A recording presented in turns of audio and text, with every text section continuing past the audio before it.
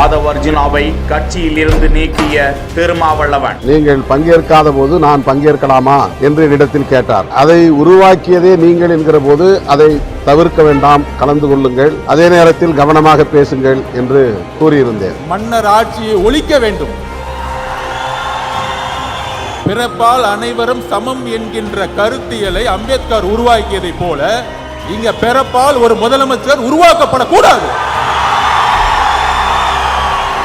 ஆதவ் அர்ஜுனாவின் அடுத்த நகர்வு என்ன? இன்றைக்கு தலித் அல்லாத ஒரு விஜய் அவர்கள், சகோதரர் விஜய் அவர்கள் வெளியிடுவது என்பது புரட்சியாளர் அம்பேத்கர் அவர்களுடைய, அண்ணன் திருமா அவர்களுடைய கனவு இன்று நிறைவேற்றப்பட்டிருக்கிறது.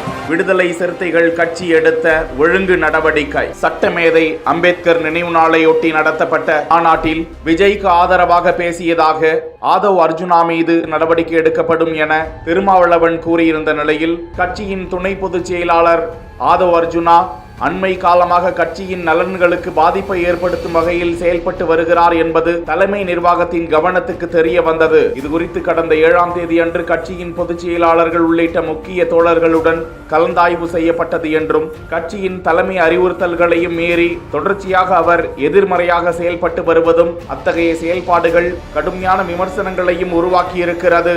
இத்தகைய சூழலை கருத்தில் கொண்டு கட்சியின் நலன்களை முன்னிறுத்தி ஆதவ் அர்ஜுனாவை கட்சியில் இருந்து 6 மாத காலத்திற்கு இடைநீக்கம் செய்து உத்தரவிடுவதாக அந்த கட்சியின் நிறுவன தலைவர் திருமாவளவன் அறிக்கை வெளியிட்டிருப்பது குறிப்பிடத்தக்கது.